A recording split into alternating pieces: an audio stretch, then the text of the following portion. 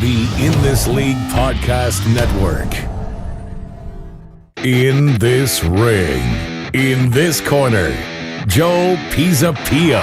This corner, Tim Heaney. Gentlemen, let's go. Hey, yo. What's up, everybody? It's me, Joey P, Joe Pisapia, and welcome to In This Ring, the greatest wrestling podcast in the history of the universe. And we're all a little groggy today because we all stayed up for the 752 hours that was WrestleMania between the 12 pre-shows and everything else that happened and the entire TakeOver weekend. But we are here for you. Tim Heaney, I don't think he has slept at all the entire weekend.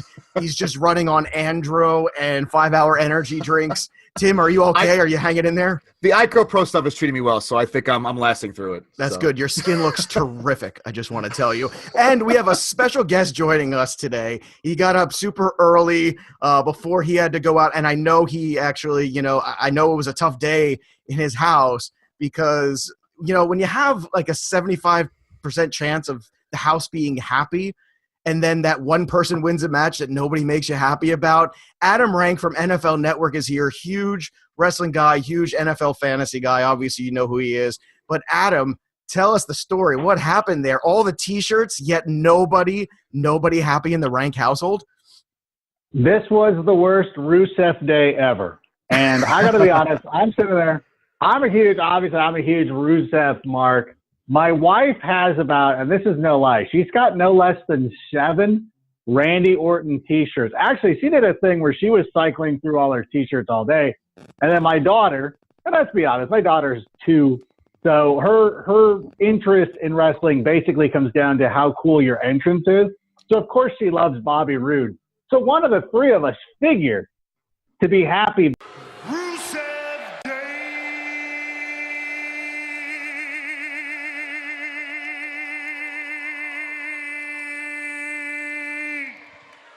Bravo! But unfortunately, the worst thing about it, I know there was a couple of people on Twitter who were like, "Why do you hate Jinder so much?" I'm like, look, I'm not trying to diminish Jinder and everything like that. I think that everybody just wanted Rusev to win so bad, and it's such a swift kick in the groin. I don't know if I can. You work could say through balls. You could look. Okay. We're happy. We're here. TV 14, right? Or podcast 14? I Yeah, don't know. sure. Yeah. We're not quite Attitude Era. We're just as notch below because we want people to listen. But yeah, man, go ahead, go for it. Let the rage out. Well, this is a safe place, Rank. I'll go Cena and be like, in the poopy place, a swift kick there.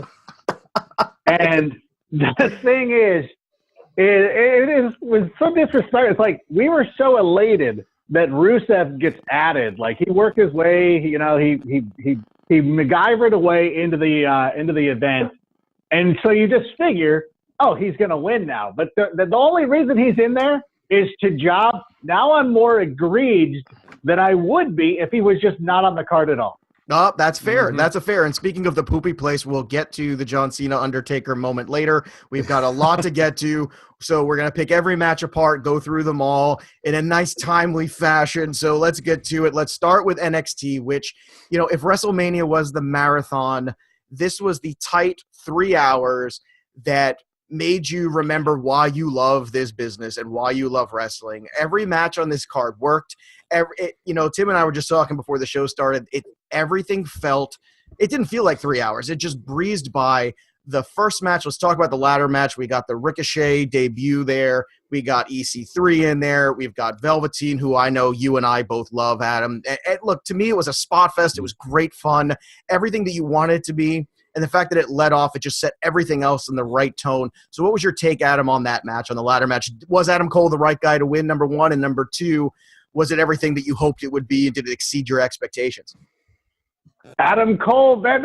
Baby! It was the right person to put over. I do want to say one thing before we get into all of that. And you're talking about the difference between NXT and WrestleMania and how long it was. I do think that a lot of people are kind of dismissive or blaming a lot of the main event, or excuse me, they're putting a lot of the onus or the disappointment of WrestleMania to the time of how long it was and was too long and nobody gets into it. But at the same time, I don't feel that that's accurate because I watched NXT and then I watched Ring of Honor. If you give me 6 hours of wrestling that's good, I will watch every single moment of it. The problem was, and I know we can talk about more the WrestleMania card later on, but if you're not giving me a full solid 6-7 hours, then I'm going to get bored. You're right. And so that's You're right, Adam. problem. And on my part of the problem too, Tim, I don't know if you felt it. I felt like the card was a little front loaded. There were things that we wanted to anticipate. They were up front that I think kind of killed the momentum. Tim, would you agree with that? Yeah, a little bit. I think, putting Braun Strowman match near the end was it was a nice breather, but I guess, they could have had matches that they want better reaction on earlier in the card. So I kind of agree with you guys, a little bit of a mix there. I think they could have reshuffled some things and maybe have more energy for earlier in the night for like a Styles Nakamura match or something like that. Maybe put the U.S. title match a little bit later as a little bit of a breather there. Maybe, kind of on the Rusev Day to kind of wake everybody up a bit. Yeah. But yeah, it's a little they could have ordered things a little differently, and I might have been a little bit more awake throughout the whole thing.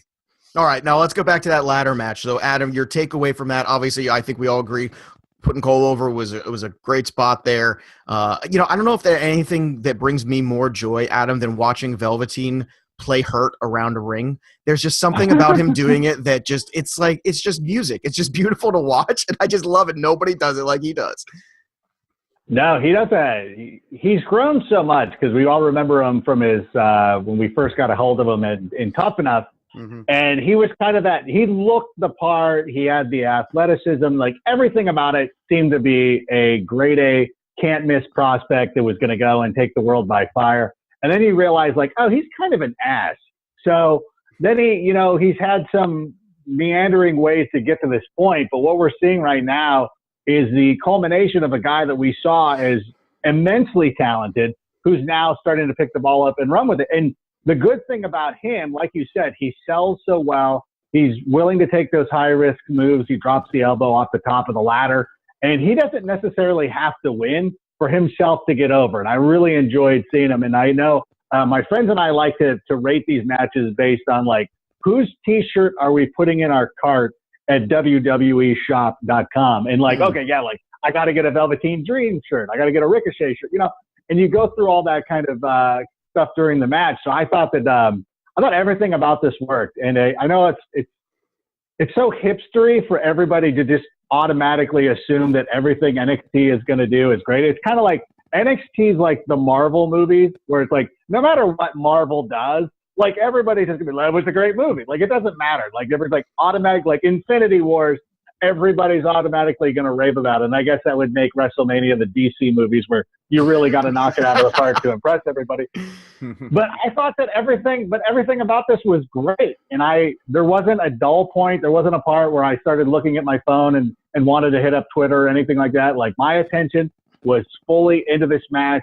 I'm a big Adam Cole mark, so this was big for me because I was like, I hope he wins. But you're watching Ricochet run around and you're like, God, he kind of deserves it too. And then that's the best part of it. There were so many guys that you felt like any one of these guys could deserve it, and I probably would have walked away happy. And some great work by the big men too. Lars and Killian did some great work, very underrated work too, basing some of those moves and some of the stuff that went on there. And so great, it was a great combination of speed, power, agility. I'm the Ricochet mark in the room. I can tell you that right now. I always have been. When he signed, we actually did a pod the day he signed, and we heard about it later on, and I was just furious because we were so mad that I didn't get to talk about that. Well, let's move on to the women's match. And Tim, you and I talked about it last week. You said that it's time for Ember to give up that belt and probably move on to the roster because she's got nothing left to prove. Another, good outing from them. It was a little quicker of a match, I think, than some of us might have expected. But do you think that now is it time for her to move to the main roster, or do you think they hold her back a little bit? Where do you think this is at? I don't even think she gets a rematch. I think she might debut this week as one of the, challenging one of the women's champions, or, just maybe not so much in the Paige sense of debuting, but just kind of making her presence known as being, someone to deepen the division a little bit. I think Shane is going to take that and run with it for a while, and maybe they'll build up Kyrie or somebody else to kind of chase her eventually. Shane is the best thing going in the women's division right now, just because she has the old school heel work and, the things they show of her, like beating up trainees and, starting fights with Ember and, Sarah Amato and stuff like that backstage. They're just doing such a good development. She's great on promo. She's someone who can carry this as that, dominant heel woman in the division. They haven't if you consider Asuka a heel, I don't know if you do. I think she was more of a tweener because people just couldn't help but cheer for her. I think this is the one that people are going to really just by default cheer against just because she does everything evil so well. And as for Ember, yeah, I think she's going to be one of the big call-ups tonight or tomorrow. All right, Undisputed Era gets a new member. How you like them apples? You like the Roderick Strong heel turn there, Rank? Did that work for you? I do. Can I say something about Ember Moon, though? Oh, of course, actually, absolutely. I can save it for the Asuka chat because it kind of folds in. So let's talk about Roderick Strong and his heel turn. Because I was texting with a couple of my buddies who were, because we're dorks. Actually, it's a private DM group where we'll talk like children during these pay-per-views and everything like that. And I was like, they got to have something. Like, there has to be a new member of the Undisputed Era. Well, I would call it. I still prefer to call it CFO. Well, whatever. I guess they could call it CFOs now. It's plural. But I'm like, they got to have somebody come out and do it. I'm like, because Adam Cole might die. Like, this doesn't make any sense. Like, he's going to have to take a bump and be laid out for the whole match, I would assume. So they could just find somebody else to come in and take over. I didn't know if there was another indie guy who could come in or somebody who they could find to jump in there. But it was a pretty good move. It was a good, another good piece of storytelling, and to have, the courtship of Roderick Strong in the beginning turns them down, and then eventually, he obviously joins up with the team. And it was so great watching Adam Cole's reaction is that he's laid out and he comes to just to realize that they won. And so he's happy that they won. And he's like, oh my gosh, I can't believe it. And they're like, no. It's like, because Roderick Strong turned and Adam just like, what? Like, it was the way he played that. His facial expressions, I don't think that he would get, the spot work and everything was so great, but I thought that in the moment of him reading his emotions of going through like, wait, what? Roderick Strong's part of our team now? Like that whole thing, like how I would imagine, somebody be like, what? We traded for, Tom Brady or whatever. He's just like so excited. I thought that was great. It is the one problem I do have is like, so Roderick Strong was just long conning his way through this through the tag team tournament, just to hopefully get to the finals at NXT TakeOver in New Orleans, and then he's going to turn. It's like, okay, but I'm not going to let that take away from anybody. You should not let that take away. And Tim, go ahead. No, go ahead. I think it was a snap decision because I think he had a good partner, and then he's realizing, okay, well, you know what?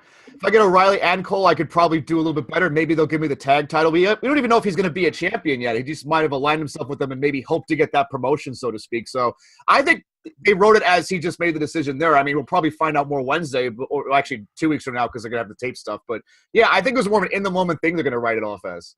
Well, I'll tell you what, guys. Looking at the whole, this is part of the great thing about NXT is sometimes the simplicity of storytelling is effective. And I think they can take a little note from this on the main roster sometimes. Sometimes keeping it simple, keeping it streamlined, keeping it effective is more useful and better serves the audience than it does the overextension of storylines or trying to keep pushing or pulling things out, stretching them till they crack. That sometimes is a problem. Now, I just wanted to wake up this morning just to talk about this next match because to me, Aleister Black and Cien Almas was everything I wanted it to be. My expectations were so high, and it was exactly what I wanted it. From a pure wrestling standpoint, to me, guys, this was poetry. I love seeing this. Tim, let's start with you first on this one. I loved how they worked in Vega. The whole thing, everything just worked, from start to finish. And I love these two guys. And you want to talk about the progress of a character too, and Almas and what kind of progress he's made. And it's great to see Black get the belt and all that. And to me, this was just one of those that I knew as soon as it ended that I wanted to go back and watch it again. That's how good it was. Absolutely. And, we even said before in the preview podcast that either of these guys will be ready to join the roster if they just want to pull the trigger at some point on that. And, yeah, Vega being involved, and then actually being the downfall at the end, that was just, that's just, as we said, good simplistic storytelling about how she got in the way and it messed everything up. So, Black's just – the mystique is just awesome with him. He's, he carries himself with such – with gravitas, with the dark side type character he has. And, he's great on the mic. He's great in the ring. It's total package if they work it right. And Almas, he's impressed me these last several months, since I don't know if it was a surprise victory over McIntyre because he got hurt during the match, but I don't know if it was planned, but the growth of that character and just the way he carried himself is just it's been fun to watch it.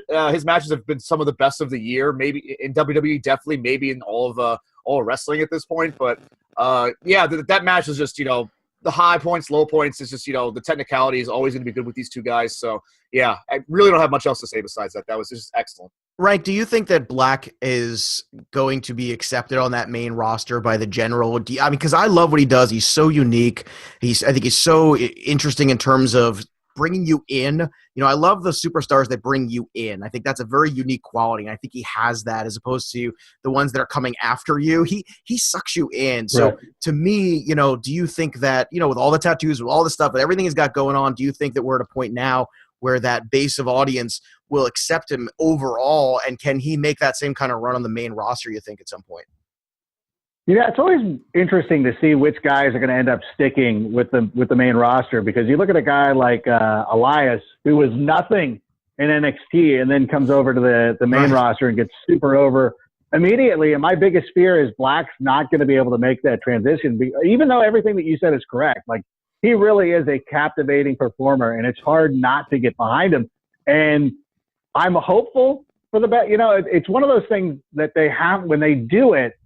They have to do it almost immediately after WrestleMania, because the whole reason that a lot of these teams can get over is that they have to be introduced to a crowd that's pretty mark heavy. It's got all the smarts. Like, I go back to when Enzo Amore and Big Cass came over to the main roster. I thought one of the biggest things that made them transition was that they came out the Monday night after WrestleMania, so everybody knew their chants and everybody knew everything about them. Like Bobby, too, to a certain extent, right? Didn't that happen after a takeover, too, if memory serves, or close to it? 100%. He at least had the benefit of having that TNA background. Right, of course. So he had that to draw from. But I feel like if you want to have Alistair come in on the main roster, and they're not going to do it now, you almost have to wait a year. Yep. Or at least, you honestly do, because if you drop them into a crowd in Green Bay, they're just going to sit on their hands and just not cheer and not be impressed by this guy because, they're terrible fans. And that's right. I'm going to call the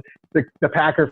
Oh, no, I'm sorry. I mean the Green Bay people in general. But well, no, I think you're right to a certain extent. I think you're right to a certain extent. I mean, you could bring him in as an entry to the Rumble or something like that, and make it work there if they're anticipating it. Rumble works, yeah.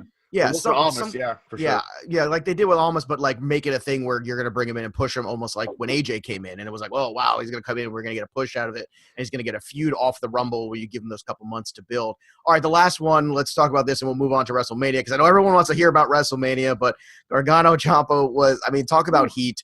How about the heat Tim Heaney on Ciampa in this match, man? It was a terrific job by him, man. It was great. The finish was terrific. There's nothing like choking a man out with his own, knee brace. I always feel like that's the most effective thing I like to do. That's a fantastic visual. The spots with the concrete getting up was great, and the table stuff. Ciampa might be the guy who challenges Black in the near future. He's got that. Got that machismo about him. He's got that, the jealousy about him of Gargano's, the love the fans have for him. The Blackheart gimmick's great. The no music thing is awesome. It's just, he's got the look about him that he's really gonna kind of go far as that villainous type. I'm actually surprised Gargano won. I thought this would be his exit as well, but I'm still very happy with what I saw. The unsanctioned thing, can sometimes play a little bit cheesy, but the story behind this was so much full of substance that it totally carried it. And all the stuff that has built up to this, the injury that Ciampa had to suffer through, and we made us wait a bit longer. And the whole thing was it was a nice climax of the night. And good decision putting it on last. Great street fight kind of mentality, Adam. Did it all work for you too? The big spots, the big, and especially that moment where the two of them in the ring, and he doesn't want to hit him with the crutch. The crutch. Yeah, he had the broken crutch. He didn't want to hit him with it, and then he starts to and then of course he almost smacks him in the face with the knee brace. I thought that was a great moment there. But then again, simple storytelling, right, Adam? Very effective. No, it was perfect. Playing back all the way back to the Cruiserweight Classic when Ciampa didn't want to go with the exposed knee, and even teasing a little bit at the end where it's like, well, there's a lot of history between us. Maybe we can let bygones be bygones. But ultimately, Ciampa is an a-hole and was going to do terrible things. And he had to be put down, so to speak, in wrestling terms. So all of it, I mean, all the emotions, it's like the build up, the video packages leading up to it. The one thing, and this goes back to the initial heel turn, the one thing that always got me is when they show the scene from Gargano's wedding, and Ciampa just looks like a normal dude, and he's singing like how you would just expect, like somebody like, oh, he's just a fun, like you saw his real personality there, just a nice person, and then to realize like how far he's become as a heel, it's amazing to watch. It's amazing work. And again, you talk about getting people action loading something in the front, where the ladder match, which everybody was talking about, led off the show and was great. But at the end of the night, we still had enough emotion left to really get into this match, really to be invested. So again, I thought that NXT, they continue to just do a great job. And I don't want to sound like a wrestling hipster. And I know a lot of people who follow it casually roll their eyes. They're like, you guys just say that because you want to sound cool. That's because they're not watching, Adam. That's because they're not watching. And it's also, well, I mean, it is true because I do want to sound cool and seem like a hipster, but it is way better. And I think a lot of people who watch it, like my wife, like she watches main roster stuff. She doesn't watch a lot of NXT. And, watching these matches with her, she's like, who's this guy and what's his thing? Like at some point, will just watch and just be into it and be like, yeah, that was great. She's like, I really liked it. She's like, I didn't really know these guys that well, but you enjoy it because it's a simple story that somebody can watch without having to watch a year's worth of NXT television. And, I got 2 kids, 5 and 8, both girls. They enjoy the NXT product. They want to see it more. The problem is there's not enough time in the week, but they like it. They're intrigued by the characters and the superstars, and it's different. And I think, the edge factor isn't lost on them, even as kids. Everybody thinks, oh, well, kids, all they want is that, that nice syrupy kind of product at the end of the day. But you know what? You could challenge people a little bit too, even the younger audience, and you can be surprised at what will actually get over. All right, let's start with the pre-show. Wait, what do you do when your kids? What do you do though when your kids are like, "Hey, Daddy, what are they chanting? What are they saying to Ciampa?" My kids are really good about that stuff. That's actually the only match they didn't see in it. What I tell them, they were chanting. They know. Like my oldest will be like, "Daddy, what are they chanting?" And I'll say, "You know what they chanting?" She goes, "Yeah, I do."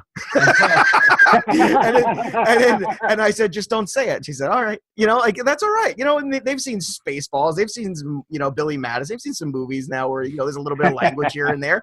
But, my whole thing is the same thing. Look, if you're not being a dad, if you don't let your kids watch some things that are a little bit on the border. I remember my dad let me watch Animal House and Blues Brothers, and there's a whole lot of inappropriate things in that movie. But you get the tone and the feel, and you're entertained by it, and that's what it matters. And that's part of being the cool dad is, you got to, every now and then there's an F-bomb somewhere, and you go, hey, don't say that, kid. You pick another puff of your Winston 100 like my grandpa used to, and, you could move along. All right, so let's do pre-show here. We called it on the last week's pod on the pre-show. Matt Hardy would win, and he did win, which was good, which was fun.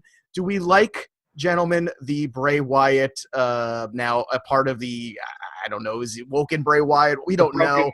Yeah, do you think this has potential, Tim? Do you think this is going to just die a slow death or a quick one? I was encouraged. I wish they would have changed his appearance a little bit. Maybe I'm nitpicking with that, but... Yeah, what's with the apron? What was he, like in the blacksmith thing? Was he forged? Was it forged in fire he came straight from? I have no idea. He used to have like a cleaver, butcher type of look to him. He's gone through a lot of different looks. I was hoping Husky Harris would have come out of the reincarnation late. That would be pretty funny. But I think the story makes sense. I think they just got to make him part of like the vignette type things and make him funny again, Bray. I think there's promise here. I just want to see where it goes. You think the same thing, Adam? You think they can roll with this and make it work, or you think this is going to be one of those things where you look back and go, ugh, oh well, too bad? No, I think the whole problem with Bray Wyatt over the last, 5 years has been the booking. Like everything about it. Like the fans want to get into him. The fans want to cheer him. And I know this goes into what happened with Cena. Like that was the one thing that infuriated me the most, was watching Cena get squashed in 5 minutes against The Undertaker. And I'm like, you couldn't do that 4 years ago for Bray Wyatt right here. Absolutely. At WrestleMania 30. You just had to beat him, because that was the night that The Undertaker lost. And if you would have had Bray Wyatt go over Cena, you could have been like, oh, because everybody thought that he was going to be the new Undertaker. And then you start his streak, him winning at WrestleMania every year. Right. And his character takes an entirely different trajectory, because there's been great things that Bray has done. He was partnered with Braun Strowman at one point. Yep. That could have worked if you wouldn't have given up on it too early. Or the Bludgeon Brothers. Or even the thing with Randy Orton was done really well, but the blow-off for all those feuds are always so terrible. If you could have Bray Wyatt win those, because I didn't feel, when the Wyatt family was losing to the Shield, I didn't feel a sense of like, that was a wasted opportunity. I just thought that made the Shield look great. It made the Wyatt family look great. It was very NXT-like, where it was like, I don't walk out of that match feeling like one side really lost a lot of face by not going over. It was just like, these are great teams. I just enjoy watching this. But the booking for Wyatt ever since then has been awful. And hopefully let Matt Hardy run this thing and we can get Bray Wyatt back because I've been a huge mark of his for a long time. Yeah, let's hope that works for sure. All right, Women's Battle Royal I thought was a little kind of disappointing. They built the whole Sasha Bailey thing up and, whatever. It was all kind of fodder. Cedric and Ali was very good, was solid. I think everybody thought it would be a good coming out party for Ali, too, on the big stage. I thought that was a good spot for him there, and he performed well. And that's really good. And it just shows you can have those two guys at the same level and you'll be excited about watching them. It doesn't have to be a conflict. Great ending, too. I like that whole, we're still boys kind of ending thing. All right, let's start with the match to kick things off, all right, Rollins wins, takes over. This could go either way here. I think the fun part about this match is that it could have gone in any direction. It's just a matter of which you want to take it. So, Tim, where do you think the direction is you want to take this Rollins win from here? Yeah, I mean, I think Miz is taking time off with the new baby and stuff. I mean, he can pursue the record down the road because it's a combined Intercontinental title days held record, so it doesn't have to be now. Balor, I don't know. Balor's kind of interesting to me. I think there's still some room for him in the mid-card. They really don't have him kind of twisting a little bit here. Rollins, maybe they'll just kind of continue the two of them for a while. Either way, like you said, it would have been a victory for me if any of these guys won. Wasn't unhappy that Rollins won. I was surprised. I think he was the least likely to win, but they'll probably have two of them again. I'm kind of upset they wasted that really great match from the Go-Home Raw. That could have been an Intercontinental title match on Raw 100%. After this win. It's, unnecessary pre-Intercontinental title match wearing yourself down. We talked about that last week. It's just long-term planning. Another instance where it's an issue. But, Rollins is icy. I think this was his Grand Slam, so that was the reason they did it. And I'm okay with it. And Rollins is built up to it, whether it was going 65 minutes in that contests a couple weeks ago through the gauntlet. I mean, Rollins has done some phenomenal work in the last couple of months, especially. Mm-hmm. So for you, Adam, was this the fulfilling end to this feud, or should I say a good launching point now for Rollins in this title for a little while? Yeah, I remember. I'm old enough to remember when WrestleMania was kind of like the end of the season, and then all the storylines would get restarted. But Rollins is going to fight Finn Balor tonight, and it's going to continue on, and there's going to be no consequence to what happened. And there's something that Tim was just talking about too. And I know you guys talked about this last week, is those go-home matches where the guys are fighting each other bug the S out of me so much because it's one of those things. Imagine the week before the Super Bowl, the Eagles and Patriots would have played. This one doesn't count. You're 100% right. I feel the same way, and I said it last week. We said, why are they doing this? It's terrible. You erase the novelty of the whole thing. Right. It's so dumb. Oh, my gosh. And if you have enhancement talent, why can't you pull up EY or somebody like that and be like, hey, this week Seth Rollins is preparing for his match against Finn Balor by facing Eric Young, who's a similar type of, they're not, but you know what I'm saying? They're sure. That would make sense. And people would be fine with that. I don't think they get so worked up about the ratings and all these things. It's like, if you put out quality matches and you let Seth Rollins wrestle against, Eric Young for 20 minutes on Raw, people are not going to be pissed off about that. They'll be fine with it. Trust me, they'll tune into WrestleMania. But again, if you give them a decisive victory and both Rollins and Balor and The Miz, if they all have just won their matches the week before WrestleMania, you're okay, all these guys are at the top of their game. It logically makes sense. I don't need to see the same thing over and over again because then it doesn't matter. Well, anymore. You lose the tension. You lose the air out of the balloon. Yeah. And that's a big problem. And you're right. Maybe it's a rating situation where that happens, where they feel the pressure to do it. And I also know from a work standpoint, I also get when you're heading into a match like that, it's good to be in the ring with a guy, especially if you haven't been in with them for a while. But a situation with Rollins and Balor, I mean, come on, guys. Right, exactly. There's house shows for that too. But also on top of that, it's not like you haven't worked with this guy a lot. So I get from a certain standpoint, you want to get, that familiar. You want to get the rhythms. Everyone's different. Everyone's got different timings, rhythms, movements. I know that from fighting with different people for the last 20 years. I get that. But, to do it right up and to do it, especially the go home show, to me, it 100% just deflates everything. Now, speaking of deflated, how about that transition? I don't understand why the hell we're going to build up this goddamn streak with Asuka for all of this freaking time, and only to have it go to WrestleMania and not have her be champ with a streak. I don't understand. I think it's a terrible idea. That's a stupid decision that can only be made by a stupid idiot. I love Charlotte. There's nothing against Charlotte. To me, you've just completely deflated the Asuka character, and I'm legit concerned. And if you're concerned because of her mic skills, you're concerned about whatever it is at this point, I don't understand why you don't let this happen, let her win, have the rematch next year, which you can find a year to bridge that gap because you got enough talent in that division. Adam, am I crazy or am I just too angry as an Italian? I don't know, but I'm mad about this. I don't think you're pissed enough. I want to see. Thank you. Finally, someone tell me. Adam, you're the first person in my life to tell me I'm not angry enough. I'll tell you that right now. This is ridiculous. And I'll tell you this too. And I know if Vince McMahon if he's worried about a Japanese superstar carrying the mantle, it's ridiculous. First of all, what's the most compelling story in baseball right now? Shohei Ohtani. Yeah. Angels fan has to plug that one, of course. Of course, but it's like Vince loves trends so much. You're like, hey, the biggest story in baseball is a Japanese two-way player. Why wouldn't you have your Japanese superstars carry the gold? It only makes it. And here's the thing that infuriates me the most. Saturday night, Ember Moon loses. The first thing I say to my buddies is like, all right, Ember, see you Monday. Or no, see you Tuesday. See you Tuesday, because I figured that Asuka would go out and win the belt as she should have. And there's Asuka being a butthole and everything and doing her thing. Like when she starts gloating and you know how it is, but like in a good way. I mean that in a good way. Right. I'm a huge fan. Yep.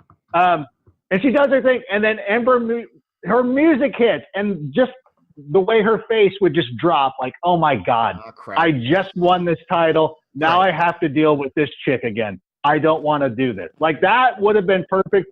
Charlotte could have gone to Raw. Nothing is going to happen to Charlotte if she loses the title there. Of course. She always loses in the pay-per-views. She always wins them back the next night at Raw. Like, carry that tradition on. Have her go beat up Nia Jax. That's fine. Like, her dad lost the title 16 times. We still love him. Charlotte could drop the title there. It makes absolutely no sense for Asuka not to have it. She loses the streak without ever being champion in the WWE. That is ridiculous. She's a Royal Rumble winner. A women's Royal Rumble winner has never lost the title shot. I should point that out. I mean, there's only been one, but it's never happened before. It's ridiculous. I was so infuriated. And if you're going to do that, don't do it the second show, the second match of the night. Exactly. Yeah, you're right. That's all it was. Well, do you think, Tim, it's a certain point of, because it's Charlotte, because of the year she's had and all the stuff, and giving her, really trying to make her this legendary character, which I think is I think it's happening anyway. It's happening despite this, because she's had great matches, she's had great moments. It doesn't matter. But to me, the more important thing is, now what do you do with Asuka? Because if you're not going to build her up to a WrestleMania rematch where she loses and you do the 2 out of 3, it could never, there's no ending for it. But to do it now, to have her lose it now, it just made no sense to me. You guys have said everything I've wanted to say. Deflating, bad timing. Watch them run it back Tuesday night or something, and then have Asuka win as like after WrestleMania moment. No, that would be so bad. It would be such a waste. It would be bad. Let's hope not. All right, let's move on to U.S. Championship. You know what? The only thing that would kind of make this work, the only thing that would be salvageable is if Asuka went on a losing streak and was having trouble getting it back. And then she eventually, to the point of like, you're going to go back to NXT or you're not going to be the number one contender or whatever it is. You have to do something like that. Otherwise, none of this makes sense. I agree. It's so much time invested choice. already. That's just, it's frustrating. It's a weird choice. Yeah. And I don't care if the culmination was not surprising. Whatever. Like, who cares? I don't need surprise. I want WrestleMania. I don't want to be swerved. It's logical. It's the best long-term, short-term, all-around solution. And the other one just leaves you right now nowhere. And look, Adam brings up a good point. It's a good possibility you could go that route, but I'm not sure if they can. I'm not sure if they have the patience from a creative standpoint to support that. That's my problem with it. They don't have long. And look, but this was the easiest long-term planning in the history of frickin' wrestling. I mean, holy crap! To build it up. All right. Now, the only good thing, or should I say the best thing to come out of the U.S. Championship 4-way for me, guys, was the shaved head of Aiden English. He looks like a reverse negative Cesaro, which I think is a pretty good look for him right now. So that was a plus. Finally, just shave the head as a bald man. I know Adam's in this vein with me. You got to do it, man. Just do it. We already kind of touched on this. Look, they had an opportunity here. They went the other way with the gender thing. Do they just not buy into Rusev, Tim, or do they just think it's a fad? Is that what it is? What's the problem? Why won't they buy in? They had to reestablish Ginger as something after the kind of precipitous fall from the title run that, I enjoyed it for a bit. It went on a little too long, and they kind of haven't touched back with Ginger as something legitimate since then. I'm okay with – he was my second pick to win was Ginger. I didn't mind it. I just didn't want Randy Orton to be champion after this. I'm getting tired of Bobby Roode baby faces. You and I have talked about, Joe, a lot. Well, we laid it out there, Tim. It was Rusev win, Bobby Roode turn heel on him right there. You set up the necessary evil there. Would you have agreed with that storyline that Bobby Adam needs to go heel hard and that turning him against Rusev was the perfect opportunity and they missed it? 100%. Like, there's so many missteps here. We talk about patience, that the WWE doesn't have that. They don't have a lot of it on the main rosters. Jinder was just thrown into our face. Like, he was a jobber, and then one week you're like, oh wait, he's a badass now who just beats everybody. Like, okay. We haven't seen, like, I don't understand why we just can't build these guys up through the ranks. Let them, slowly, like, oh, he won a feud with Dolph, and then he wins a feud with Ty Dillinger. And then all of a sudden it's like, oh, this makes sense. Like, this is a culmination of him working his way up and is rewarded. And so I feel like they've missed it with him. I feel like Bobby Roode, just because people are cheering his entrance does not mean you have to make him a face. You've completely missed the boat with Bobby Roode and his character. And the thing with Rusev, it's just to punish the fans. They are so determined to pick the people that we like, that they will turn like that. It was literally an insult to have Rusev not only not win the title, but to be the one who eats the pin. Yeah. That's an FU to it. And you know what? And this is the thing. So when we sit there, and I know a lot of people get upset, they're like, I can't believe you guys were chanting boring during the main event. And I'm using air quotes, which you can't see, during the main event. And this is why, because you know what? The WWE flipped us the double birds during this match and said, F you, we're not going to put a secondary title on the guys you absolutely love. So you know what? When your golden boy is in the main event, we're going to turn on you. I love it. We're feuding with the WWE right now. So don't get mad at me. It's my right as a consumer to figure out and to like the people that I like. Roman Reigns is like the person your parents want you to go out with. And you're like, no, I like this other person. Stop shoving this down my throat. I understand you'll pay for our date, but it doesn't matter. I'm very happy with Rusev. And so, you know what? I'm really starting to turn. I'm really starting to turn on this show right now. Adam Rank's going full heel. My God. All right, let's hit a break right here. When we come back, we're going to break down the rest of the WrestleMania card right here on In This Ring. I will drive nothing but Mercedes or Rolls Royce. I won't go nowhere. On a commercial airliner, I will ride in nothing but limousine, and I will make love to nothing but In This Ring. Let's get back to ringside. All right, so let's continue on here. We've talked about how upset we were with Rusev. I got to say, I was pleasantly surprised with Ronda on the flip side. I've been hammering about this, how I think it's going to be a train wreck and not going to work. And, at a certain point, I think, you finally go through it and you look at it, and I was surprised. I thought it was good. I thought things went well. Your take, Tim, let's start with you real quick. Did you think that Ronda exceeded your expectations because they were low, or did the whole thing was just actually better than, we expected it to be, and it was actually good? No, it met a professional standard for me. She did the little things well that you want to see out of a first time pay-per-view competitor. She did the facial expressions well. The smiling was gone. When she got in there, she got back to UFC Ronda. Her attitude was different. She was focused. She seemed, to play the character right. Getting tips from Triple H and Kurt Angle on how to do this stuff. Pretty good, first trial. And like you said, she had a little bit of a hand-holding situation with certain things, I'm sure. But, breaking up the pin count at that one point was very good. The stuff that she did with the submissions, the selling was better. Yeah, I mean, she convinced me to watch more of what she's going to do. She proved that she does want to care about it seemed like. And, yeah, I mean, like you said, I do want to see her more against, other people that will actually, not that aren't Stephanie McMahon, that actually have the experience. But I'm looking forward to what's next here. How about you, Rank? You think that she got to where she needed to be? And are you excited now to see her take it from here to that next level where she has to now – where she has to actually sell and be on the other end of stuff and fight somebody who really knows what they're doing in the ring on her level in terms of on the female scale? Yeah, she seems legitimately good. And this match in general just pulled me back in. We're as upset as we were with the Asuka thing, with Rusev losing. To be able to battle back and to bring back the crowd and bring back people who you've kind of irritated was pretty good. So I give kudos to everybody who was involved in this one. All right. Just when they brought you back in, they lost me again because the whole Bludgeon Brothers Usos New Day, I was really excited. I was on a high from the Ronda thing because I was like, wow, you know what? It wasn't bad. Good for you. It was all went well. Everything was good. And I'm like, great, another Usos New Day classic. And this is now we're going to go right back up. Okay, Rusev was a downer. Everything else is going to go up, right? And this match was like over before you blinked. Hashtag dwarf pancakes, hashtag I'm confused, hashtag just when you think the WWE finally is progressive, they always do something weird where you're like, why is this happening? I don't even want to talk about it because we'll talk about it on Wednesday. Cena Undertaker, I've been saying it for a while. I respect the Undertaker, great gimmick, great run, all that stuff is true.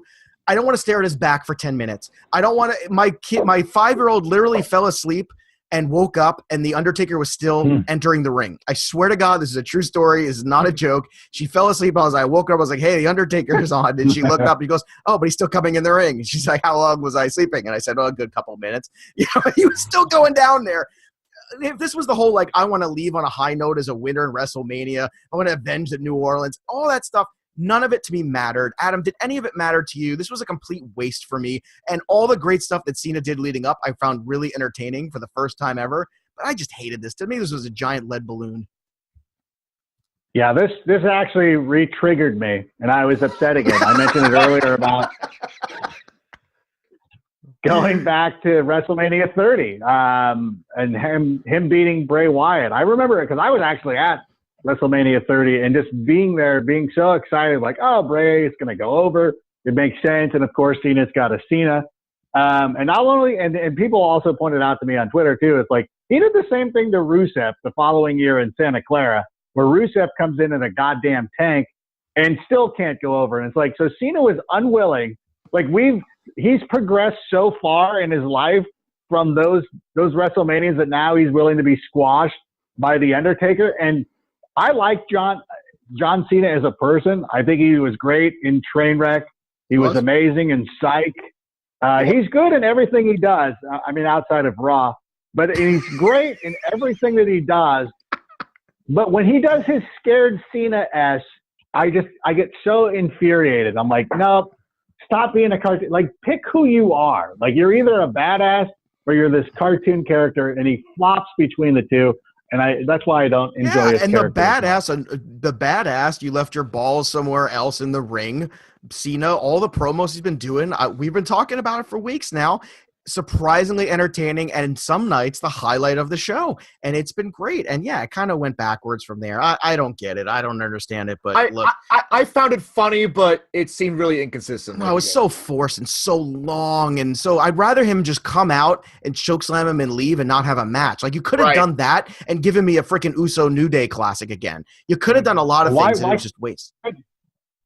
Why couldn't you have had Elias beat his ass And that was part of the reason why The Undertaker was able to squash him. There's a lot of outs, there's a lot of things, and again, a lot of swings and misses here. Yeah, it's WWE creative Cena being the bad guy, not actual Cena. Yeah, I don't know. It's just frustrating. And you know what? I'm going to say it. I'm going to say it on Twitter last night. I'm going to say it again.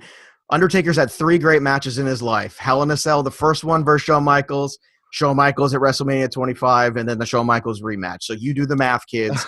Come at me if you think I'm different, because he's never had a great match. What's the great match? Well, that's going to be our argument Wednesday, because don't tell me Hell in a Cell with Foley. That's Mick Foley doing 3 great spots. I'm not even match. No, I'm not even talking about that one. You know, all right, that's a whole other hour for all of us to spend. All right, Daniel Bryan's return, like we all knew it was coming, the heroic, thing, yada, yada, yada. Kevin and Sammy will go to Raw, but enough said. I think we all know that. Nia does, defeat the bully here, which we all thought was going to happen too. Thankfully. Good. I think good, clean victory there. Very emotional. I don't know about you, Tim, but I got a little misty-eyed there. It was a very nice moment there. It was a cumbersome road to a really logical ending to a decent story. Yeah, now we'll see where they take it, because obviously, we'll see how long she holds that belt and who she, is going to challenge her. Adam, who would you pin for her as the next challenger there with her, assuming they don't go back to that Alexa Bliss right away for the title? Who's the next logical match for her?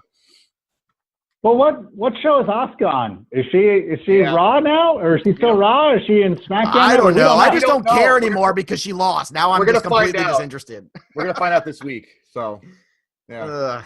Yeah, I'm curious to see. I would like to see her get a shot. There's really, I guess, I don't know if Ronda Rousey automatically steps in and starts challenging for it, but seems to be there's a lot of possibilities, and I don't think any of them are that great. Or I don't think they have it well thought out yet. So, I don't. I mean, again, like you missed there were so many different ways. I just don't get over. You had Ember Moon. Like, I'm done. I'm done with the women's stuff, and I don't want to be, because they put on great matches and they've been really great over the last couple of years. Really coming up through NXT and seeing the way they have progressed. But it's just so ridiculous that Bayley and Sasha didn't get their own match. Yes. There's really nobody there. Who's going to fight Nia? Like, who you want Asuka to come? So Asuka's got to come with her tail between her legs and be like, well, I lost to Charlotte, so I guess I'll challenge you. Like, what is happening there? So I'm really hoping. I want to be wowed, but I don't have a lot of faith in WWE creative right now. My guess is a rematch, and Alexa wins it back at Backlash, and then they go from there. And it's going to be whenever the winner of that Sasha feud. And look, you're right. We all would have been better served as an audience had Sasha and Bayley had a standalone match, because it was a waste. It was great to have the women do their own Royal Rumble, but to have them do their own Battle Royal just was kind of, especially since a lot of the women, most of the people weren't as familiar with who were in there, and it was just kind of a waste of opportunity more than anything. All right, let's talk about the bar, and Braun Strowman picks the random kid. It was a part of me, I don't know about you, where I was a little confused about what the gender of the kid was that he picked up for a moment, and I was just hoping that it was good when he said, "What's your name, son?" And he was like, "My name's Denise," or something like that, and I was like, "Oh no, this is all gone horribly wrong." Look, another waste, right, of Braun Strowman. Had Braun been in that main event, imagine Braun in that main event, even if they had made it the 3-way, how that would have changed the dynamic of everything. And it could have put the strap on him, and everybody would have left in a happy vein. Adam, do you think that this is just another, almost like Rusev times 2 or times 10, where they're just not listening to the organic superstar that's building, or they just don't want to give into it because they're worried it's a fad? They do want to kind of give into it. They're kind of waiting into it because they're like, well, we'll give him the tag title. Will that keep you people happy? To which my answer is no. No, it will not. Like, why is he not the champion? Why? Like, you put Braun Strowman, you put Rusev. I mean, I know that he's SmackDown, and so it doesn't make sense for him to be competing for the Universal title. But yes, if you put the fan favorite in there and let the fan favorite win, then people are going to be happy. It's so amazing how that kind of works out. That's the one thing about WrestleMania, is that I don't need swerves. I don't need heel turns or anything like that. You can give me the obvious conclusion. Go back to the last WrestleMania that was in New Orleans. It was a fait accompli that Daniel Bryan was going to beat Triple H, then he was going to go to the triple threat match and beat Batista and Randy Orton. And you know what? Not a single goddamn person left the Louisiana Superdome. I didn't want to say Silverdome because Hulk Hogan's put that in my head.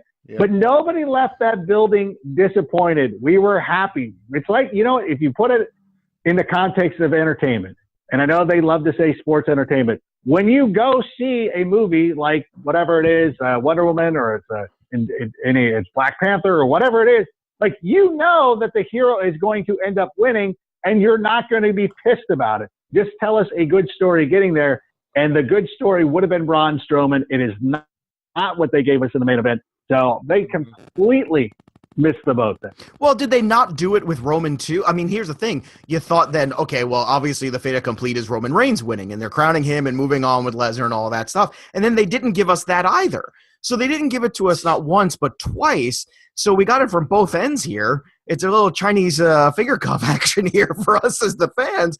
And, and only, I think my friend counted, he texted me about it. He goes, me and my buddies were counting. We I believe, no more than 6 different moves from Reigns and Lesnar. There was no more than 6 on either side in terms of different arsenal that they put through in that match. And the people were pissed. And to have a main event at WrestleMania where people are chanting, "This is awful," Adam, does that make you step back as a company and go, we need to reevaluate, or are they just so brash that they just don't care? Well, I mean, that goes back to a point I was making a little bit earlier about how that was the fans' revolt for a lot of questionable decisions. And I don't know. I think that at some point there's enough people who understand the way this should go. I mean, Triple H, like, his match was amazing because he probably got to do that on his own. And I know the moment that the Drake walked out there and was the referee, you're like, okay, this Triple H is pretty much booking this one. Oh, yeah. And it's going to end up being really good, And it's shown that he knows what he's doing. All that you have to do is go back and look at NXT and see what's going on. And you listen, I know he gets caught up in his own hubris as well and does things where you're like, but he's earned that hubris, cares. Adam. He's earned. I mean, like, people can say what they want about that. That guy's earned it. No, and he has. And I'm giving him credit. I'm giving him the benefit of the doubt. I'm just saying that he makes mistakes too. So I don't want to make it seem like he's omnipresent or something like that. But he still knows how to put on great wrestling shows. And at some point they have to just say, you know what? Maybe the guys who are popular, we should just let them be popular. Like, we don't have to dictate it. You go back to guys like when they tried to shove The Rock down our throats. That could have been a disaster if Rock wasn't one of the most charismatic people on the planet. Otherwise, it would have been Roman Reigns before Roman Reigns, and it would have ended horribly. And unfortunately for Roman, as much as I like him, like, he's good. Like, I get it. Like, there's nothing wrong with him. I have no problem with him. I'm just not a huge fan of him. And it's of no fault of his own, I guess. But I don't know. But it's exactly what it is. It's completely disappointing. Well, we've talked about it too. We've all, at a certain point, accepted Roman Reigns, and at some point, in a backwards way, appreciate him. And he's had some decent matches. We've said it before. He's had good matches with Wyatt. He's had good matches in the last couple months with, in different circumstances, and some of the 3- and 4-way dances and all the stuff they've done since last summer. And at a certain point, I think we're all kind of like accepting of this. And now where I don't understand, guys, is where do you take it from here? And maybe we'll have more definitive edge on that tonight. But where do you take it from here? Because Brock's already gone through everybody except really Braun, but he's kind of already gone through Braun. So I kind of, if it's not, I want to thank our guest, Adam Rank from NFL Network, for coming on. Follow Adam at Twitter, at Adam Rank. Adam, thank you so much for coming on the show with us and talking wrestling. We hope you come back again soon. Thank you so much. Appreciate it. Pleasure was all on this side of the phone. I'll talk to you guys later. Later, brother. One more time, I'm going to show you how to do it.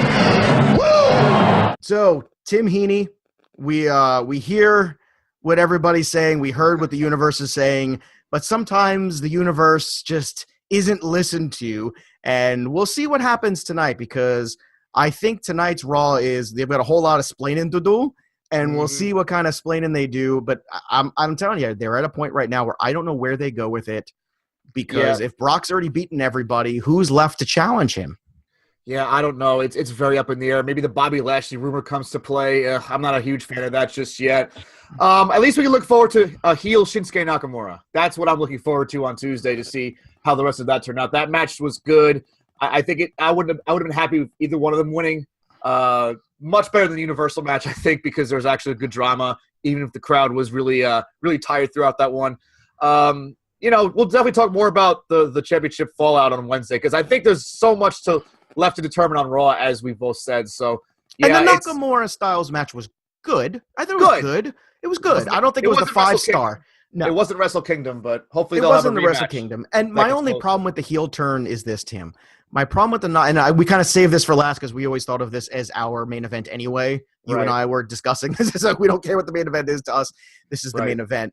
So for me, it just felt incongruous, the heel turn, to the whole build of I want you perfect so I could take you down, and this weird kind of mutual respect thing.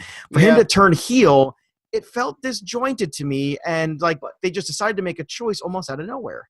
Oscar might have been the better choice to turn. I don't know. Nakamura's played a great heel in the past. That's why I don't mind it, because he has that viciousness to him. He's getting more comfortable with his persona on SmackDown, and better on the mic. They really like Styles. Every time he's gone out there, it's been better. They really like the Styles of the babyface, and I'm okay with it. It kind of twinged at me a little bit because there's supposed to be another crowning achievement there, but I want to see where this goes. I imagine him winning at some point soon and them having a rematch at SummerSlam, as we said before. But I'm looking forward to the WWE Championship picture more than I am the Universal Championship picture. All right, so we'll be back on Wednesday to recap Raw and SmackDown. I want to thank again our guest, Adam Rank from NFL Network. Yeah. Follow him on Twitter at Adam Rank. Follow us at In This Ring, at Tim_Heaney, and at Joe Pisapia 17. And please go over and subscribe on iTunes, like us, comment, give us 5 million stars, so many stars, because we're always a 5-star match here. You can always check us out here every week. Tim and I will be out here doing the work because that's what we do. So hopefully we'll see the rest of the week if things are going on an upward trend. If we don't know. I mean, right now, a lot more questions than answers. I don't know where it's going to go from here, but I do know one thing. To be the men, you gotta beat the men, and we are the men. Woo!